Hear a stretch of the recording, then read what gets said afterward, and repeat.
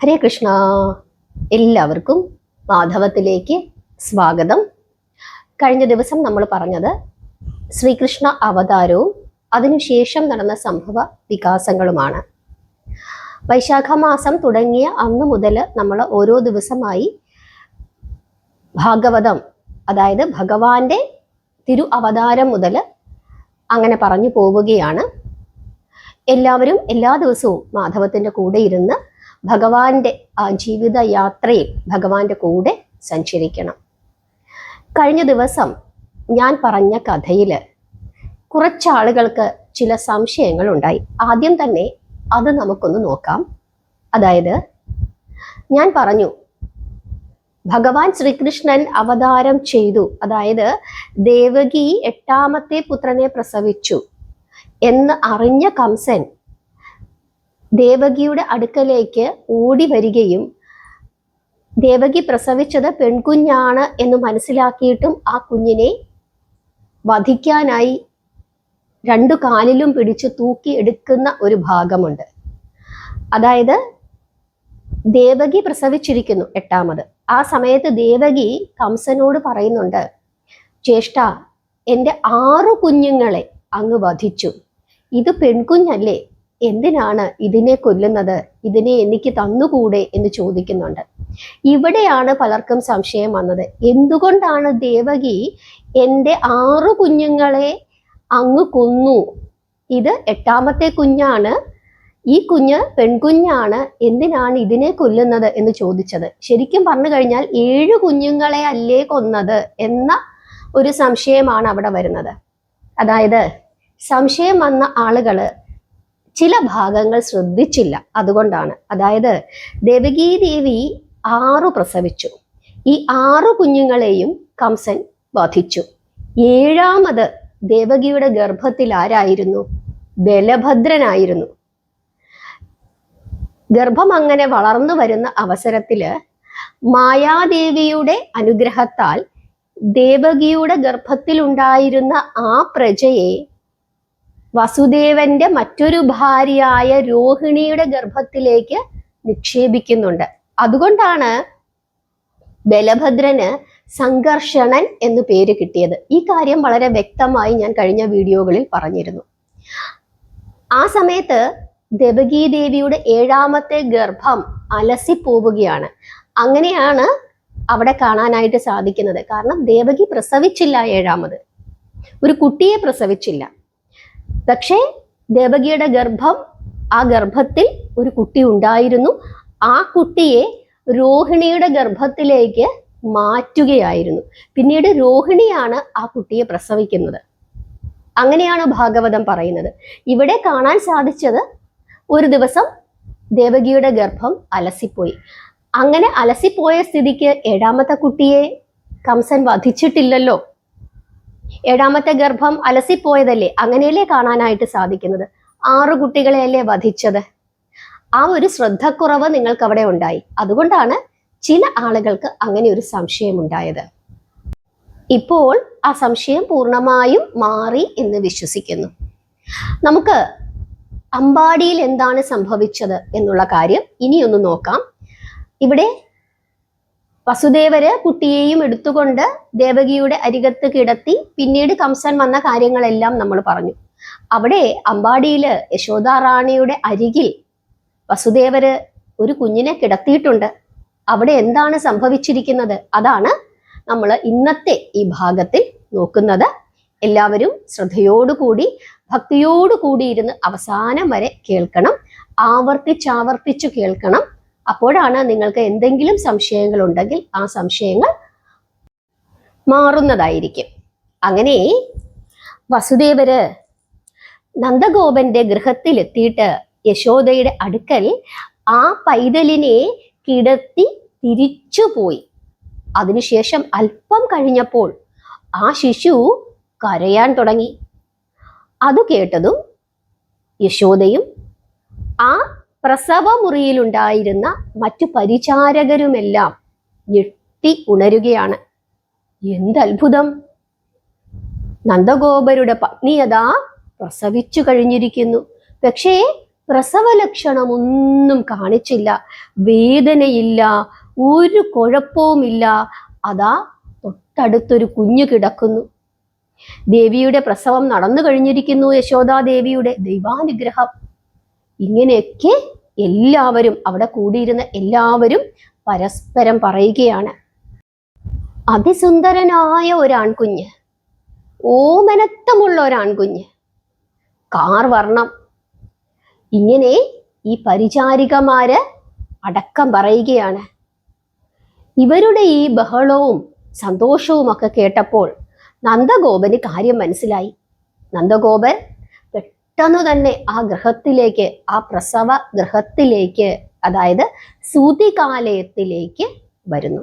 എന്നിട്ട് തൻ്റെ ഭാര്യയെയും കുഞ്ഞിനെയും ഇങ്ങനെ സന്തോഷത്തോടു കൂടി നന്ദഗോപർ ഇങ്ങനെ നോക്കുകയാണ്. ആ കാഴ്ച നിങ്ങളുടെ മനസ്സിലേക്ക് നിങ്ങൾ ഇങ്ങനെ കൊണ്ടുവരണം. യശോദാറാണി ഇങ്ങനെ പ്രസവിച്ചു കിടക്കുന്നു.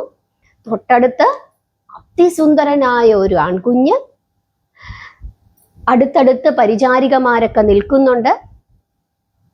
നന്ദഗോപർ അങ്ങോട്ടേക്ക് കടന്നു വന്നിട്ട് ആ കുഞ്ഞിനെ, തൻ്റെ ഭാര്യയെ സന്തോഷത്തോടു കൂടി നോക്കി നിൽക്കുന്നു.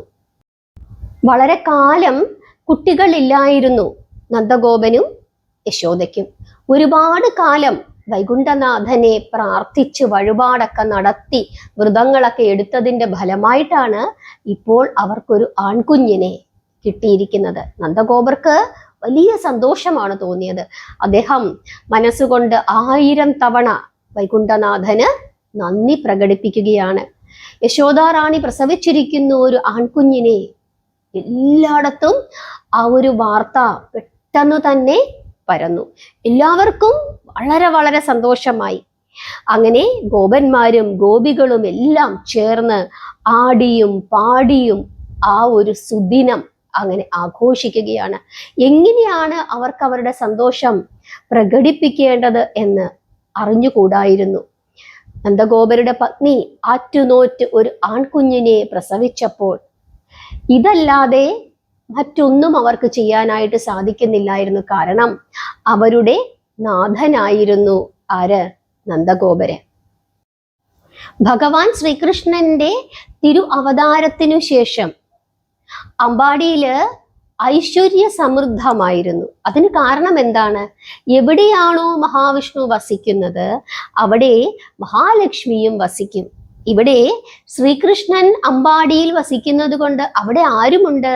ലക്ഷ്മിയുമുണ്ട്. അതുകൊണ്ട് തന്നെ പിന്നീട് അങ്ങോട്ട് ഐശ്വര്യ സമൃദ്ധമായിരുന്നു അമ്പാടി. നന്ദഗോപര് ധാരാളം ദാനം ചെയ്തു.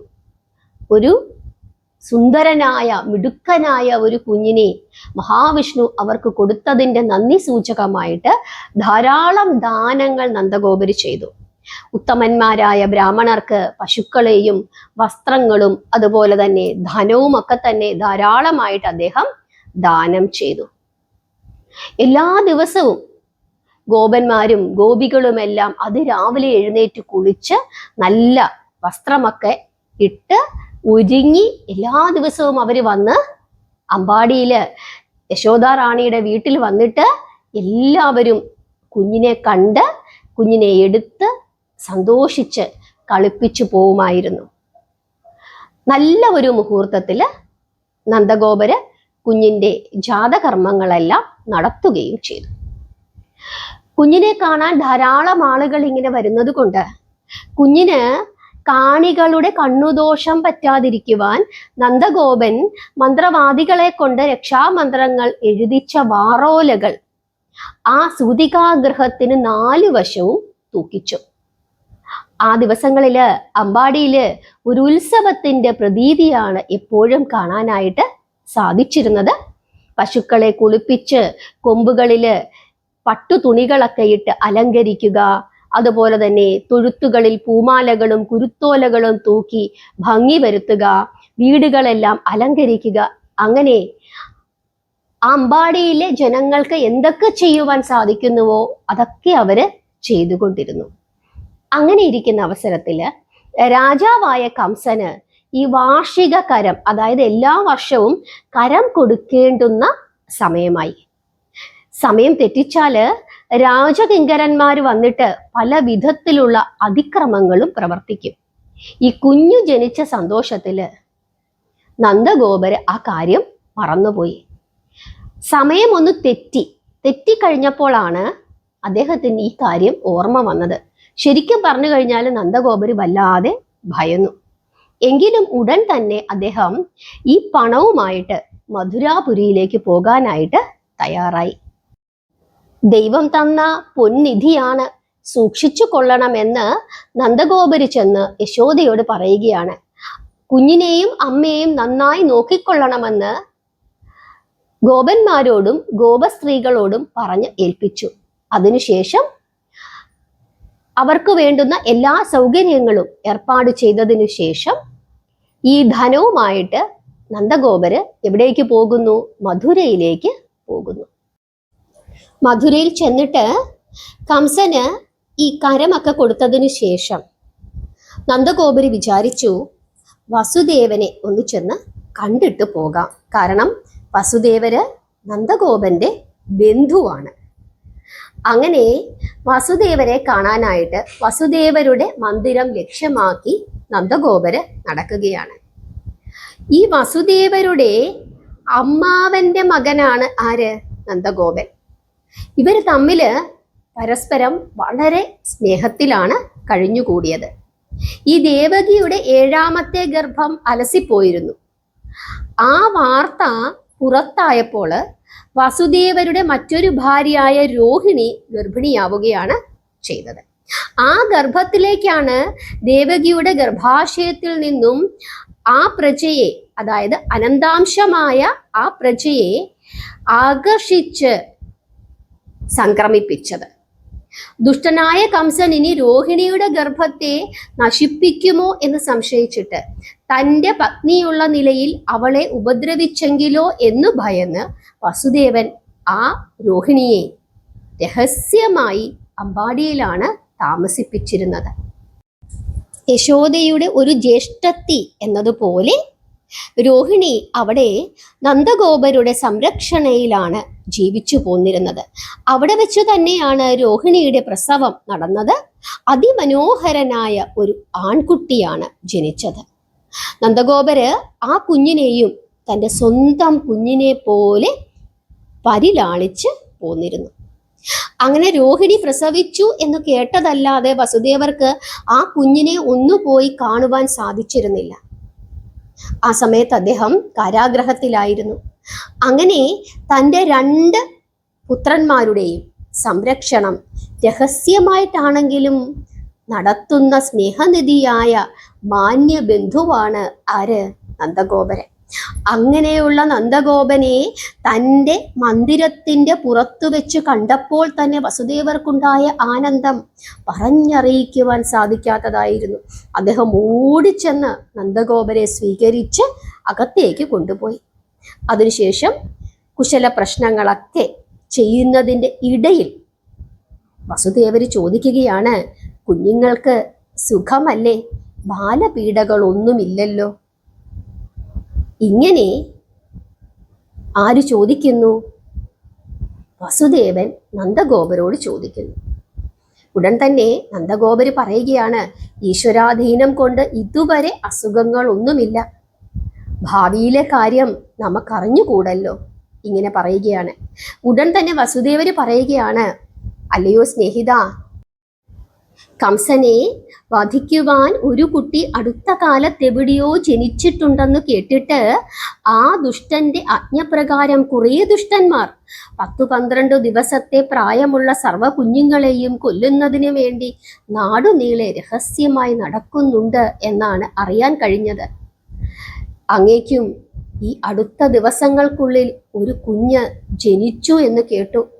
അതുകൊണ്ട് പറയുകയാണ്, പ്രത്യേകം ശ്രദ്ധിക്കണം. ഈ വയസ്സുകാലത്ത് അങ്ങേക്കൊരു ഉണ്ണി ഉണ്ടായതിൽ എനിക്ക് വലിയ സന്തോഷമുണ്ട്. ആ കുഞ്ഞിനെ കാണാൻ എനിക്കങ്ങോട്ട് വരണമെന്നുണ്ട്. പക്ഷേ ഈ ദുഷ്ടനായ കംസനെ പേടിച്ചിട്ടാണ് ഞാൻ വരാത്തത്. രോഹിണിയുടെ കുഞ്ഞും അങ്ങയുടെ കുഞ്ഞും 2 ഉണ്ണികളെയും കാണാൻ എനിക്ക് എത്ര ആഗ്രഹമുണ്ടെന്നോ. എന്തു ചെയ്യാം? കംസൻ അറിഞ്ഞാൽ ഞങ്ങൾക്ക് ഇനിയും കാരാഗൃഹത്തിലേക്ക് പോകേണ്ടി വരും. ദേവകിക്കും വയസ്സുകാലത്ത് അങ്ങേക്കുണ്ടായ ആ കുഞ്ഞിനെ ഒന്നു വന്ന് കണ്ടാൽ കൊള്ളാമെന്ന് വലിയ ആഗ്രഹമുണ്ട്. നമ്മൾ ബന്ധുക്കളല്ലേ, എന്തു ഫലം? ഇനി അവളുടെ കഥയൊന്ന് ആലോചിച്ചു നോക്കൂ. ഉണ്ടായ 7 കുഞ്ഞുങ്ങളിൽ 6 ആ ദുഷ്ടൻ പാറമേലടിച്ചു കൊന്നു. ഒരെണ്ണം അലസിയും പോയി. ഒടുവിൽ ഒരു പെൺകുഞ്ഞുണ്ടായത് ഈശ്വരാധീനം കൊണ്ട് രക്ഷപ്പെട്ട് ആകാശത്തിൽ എവിടെയോ മറഞ്ഞു. അങ്ങ് ഭാഗ്യവാൻ. വയസ്സുകാലത്ത് കൊച്ചു കുഞ്ഞിൻ്റെ മുഖം അങ്ങേക്ക് കാണാൻ സാധിക്കുമല്ലോ. ഞങ്ങൾക്ക് അതിനുള്ള ഭാഗ്യവുമില്ല. ഇങ്ങനെ പറഞ്ഞുകൊണ്ട് വസുദേവര് കരയുകയാണ്. വസുദേവരുടെ കരച്ചിൽ കണ്ടപ്പോൾ നന്ദഗോപര് അദ്ദേഹത്തെ സമാധാനപ്പെടുത്തുന്നു. ഇതെല്ലാം കേട്ടുകൊണ്ട് ഒരു പാവമമ്മ ആ വാതിലിൻ്റെ മറവിൽ നിൽക്കുന്നുണ്ടായിരുന്നു. ആ അമ്മയുടെ മാതൃഹൃദയം തുടിച്ചു. അവൾ പതിഞ്ഞ സ്വരത്തിൽ ചോദിക്കുന്നു, കൊച്ചു കുഞ്ഞ് കൈയും കാലും തല്ലി കളിക്കാറില്ലേ? കരയാറുണ്ടോ? യശോദയുടെ മുലയിൽ കുടിക്കുവാനുള്ള പാലുണ്ടോ? ഇങ്ങനെ പതിഞ്ഞ സ്വരത്തിൽ ദേവകി റാണി ചോദിക്കുകയാണ്. ഒരു കുഴപ്പവുമില്ല, ഈശ്വരാധീനം കൊണ്ട് എല്ലാം നന്നായി പോകുന്നു. ഇങ്ങനെ നന്ദഗോപര് പറയുകയും ചെയ്തു. ഉടനെ വീണ്ടും വസുദേവര് പറയുകയാണ്, രോഹിണിക്ക് പരിഭവം ഉണ്ടായിരിക്കും. കുഞ്ഞു ജനിച്ചിട്ടും അവളെയും കുഞ്ഞിനെയും കാണാൻ ഞാൻ അങ്ങോട്ട് വന്നില്ലല്ലോ. അങ്ങ് എല്ലാ കാര്യങ്ങളും രോഹിണിയെ പറഞ്ഞു മനസ്സിലാക്കണം. എന്തുകൊണ്ടാണ് ഞാൻ വരാത്തത് എന്നുള്ള കാര്യം ധരിപ്പിക്കണം. എൻ്റെ ഭാര്യയെയും കുഞ്ഞിനെയും കൊണ്ടുപോരാൻ എനിക്ക് ആഗ്രഹമില്ലാഞ്ഞിട്ടാണോ? ആ കുഞ്ഞിനെ കാണാൻ എനിക്ക് ആഗ്രഹമില്ലാഞ്ഞിട്ടാണോ? പക്ഷേ വിധി അതിനനുവദിക്കുന്നില്ല. എന്തു ചെയ്യും? ഇങ്ങനെ വസുദേവര് വീണ്ടും നന്ദഗോപരോട് പറയുന്നു. എല്ലാം പറഞ്ഞു മനസ്സിലാക്കാമെന്ന് നന്ദഗോപര് മറുപടി പറയുകയും ചെയ്തു. അതിനുശേഷം ഭക്ഷണമൊക്കെ കഴിച്ച് എല്ലാ മര്യാദകളും അനുസരിച്ചിട്ട് നന്ദഗോപരെ വസുദേവൻ യാത്രയാക്കുന്നു. തിരിച്ചു പോകുമ്പോൾ ആ വഴിമധ്യേ നന്ദഗോപർ ആലോചിക്കുകയാണ്, വസുദേവർ പറഞ്ഞത് ശരിയായിരിക്കുമോ? ശിശുഹത്യയ്ക്ക് ഒരുങ്ങി നടക്കുന്ന ദുഷ്ടപാപികൾ അവർ എൻ്റെ ഗൃഹത്തിലും വരുമോ? എൻ്റെ കുഞ്ഞുങ്ങൾക്ക് എന്തെങ്കിലും ആപത്ത് സംഭവിക്കുമോ? ഇങ്ങനെയുള്ള ചിന്തയായി പിന്നീട് പോകുന്ന വഴിക്കെല്ലാം നന്ദഗോപരുടെ. കാരണം വയസ്സുകാലത്ത് ഒരു ഉണ്ണി ജനിച്ചതാണ്. ഒരാപത്തിനെ പറ്റിയിട്ടുള്ള സൂചന വസുദേവര് കൊടുക്കുകയും ചെയ്തു. അതുകൊണ്ട് മനസ്സിൽ പിന്നീട് ആദിയാണ് നന്ദഗോപർക്ക്. ഇങ്ങനെ പലതും ചിന്തിച്ച് നന്ദഗോപരുടെ മനസ്സും ശരീരവും അങ്ങനെ തളർന്നു പോവുകയാണ്. അങ്ങനെ ചിന്തിച്ചുകൊണ്ടാണ് അദ്ദേഹം തിരിച്ച് അമ്പാടിയിലേക്ക് പോകുന്നത്. ഹരേ കൃഷ്ണ. ഇതാണ് ഭാഗവതത്തിലെ വളരെ മനോഹരമായ ഒരു കഥാഭാഗം. ഈ കഥാഭാഗം നിങ്ങൾക്ക് എല്ലാവർക്കും ഇഷ്ടപ്പെട്ടോ? നിങ്ങളുടെ മനസ്സിൽ ഈ ഭാഗങ്ങളെല്ലാം കാണാനായിട്ട് സാധിക്കുന്നുണ്ടോ? ഇനി ഒന്നുകൂടി നിങ്ങൾ ഒന്ന് കേൾക്കണം. കണ്ണടച്ചിരുന്നു കൊണ്ട് കേൾക്കണം. എന്നിട്ട് യശോദാറാണി പ്രസവിച്ച് കിടക്കുന്നതും നന്ദഗോപർ ഓടി വന്ന് കുഞ്ഞിനെ കാണുന്നതും പിന്നീട് അമ്പാടിയിലെ ഗോപസ്ത്രീകളും ഗോപന്മാരും ഒക്കെ ആനന്ദിച്ച് നൃത്തം ചെയ്യുന്നതും പശുക്കൾ സന്തോഷിക്കുന്നതും ഒരു ഉത്സവ പ്രതീതിയും എല്ലാം നിങ്ങൾ കാണണം. നിങ്ങളുടെ മനസ്സിലേക്ക് അതിങ്ങനെ കൊണ്ടുവരണം. നിങ്ങളൊക്കെ ഒരു ഗോപസ്ത്രീയോ ഒരു ഗോപകുമാരനോ ആയിട്ട് മാറണം. അതിനുശേഷം നന്ദഗോപര് കരം കൊടുക്കുവാനായിട്ട് പോകുന്നു. എല്ലാ കാര്യങ്ങളും പറഞ്ഞ് ഏൽപ്പിക്കുന്നു. യശോദയോട് ചെന്നിട്ട് കുഞ്ഞിനെ നോക്കണമെന്ന് പറയുന്നു. അവിടെയുള്ള ആളുകളോടെല്ലാം അമ്മയും കുഞ്ഞിനെയും നോക്കണം, എല്ലാ കാര്യങ്ങളും ഏർപ്പാട് ചെയ്തതിന് ശേഷം കരവുമായിട്ട് പോകുന്നു. അവിടെ ചെന്ന് കംസന് കരമൊക്കെ കൊടുക്കുന്നു. പിന്നീട് വസുദേവരെ കാണാനായിട്ട് പോകുന്നു. വസുദേവരെ കണ്ട് അവിടെ നടന്ന ആ സംഭാഷണങ്ങൾ, കുഞ്ഞുങ്ങളുടെ കാര്യം പറയുന്നതും, ആ സമയത്ത് ദേവകീദേവി, അതാണ് നിങ്ങളുടെ മനസ്സിലേക്ക് വരേണ്ടത്. ദേവകീദേവി ആ വാതിലിന്റെ മറവിൽ മറഞ്ഞു നിന്നുകൊണ്ട് ഇവരുടെ സംഭാഷണങ്ങളൊക്കെ കേൾക്കുന്നതും കുഞ്ഞിനെ പറ്റി അന്വേഷിക്കുന്നതും കണ്ണുനീർ വാർക്കുന്നതും ഒക്കെ നിങ്ങളുടെ മനസ്സിലേക്ക് വരണം. ആ മാതൃഹൃദയം വിങ്ങുന്നത് നിങ്ങൾ അറിയണം. അതിനുശേഷം എല്ലാ ഉപചാരങ്ങളും സ്വീകരിച്ചതിനു ശേഷം നന്ദഗോപുര തിരിച്ച് അമ്പാടിയിലേക്ക് പോകുന്നു. അങ്ങനെ പോകുന്ന ആ വഴിയിൽ നന്ദഗോപരുടെ മനസ്സ് കലുഷിതമായിരുന്നു. ഇത്രയും കാര്യങ്ങളാണ് ഇന്ന് നമ്മൾ പറഞ്ഞത്. നിങ്ങൾക്ക് ഈ ഒരു ഭാഗങ്ങളെല്ലാം നിങ്ങളുടെ മനസ്സിലേക്ക് കൊണ്ടുവരാനായിട്ട് സാധിക്കണം. എത്ര പേർക്ക് അതിന് സാധിച്ചു എന്നുള്ള കാര്യം നിങ്ങൾ കമന്റ് ഇടണം. അതുപോലെ തന്നെ ഇന്നത്തെ ചോദ്യം, നന്ദഗോപരും വസുദേവരും തമ്മിലുള്ള ബന്ധം എന്താണ്? അതാണ് ഇന്നത്തെ ചോദ്യം. ആ ചോദ്യത്തിന്റെ ഉത്തരം നിങ്ങൾ എല്ലാവരും കമന്റായി രേഖപ്പെടുത്തുകയും ചെയ്യണം. എല്ലാവർക്കും ഇന്നത്തെ കഥാഭാഗം മനസ്സിലായോ? ഞാൻ പറയുന്നത് നിങ്ങൾക്ക് മനസ്സിലാക്കാനായിട്ട് സാധിക്കുന്നുണ്ടോ? നാമം ജപിക്കുക, പ്രാർത്ഥിക്കുക. ഹരേ കൃഷ്ണ.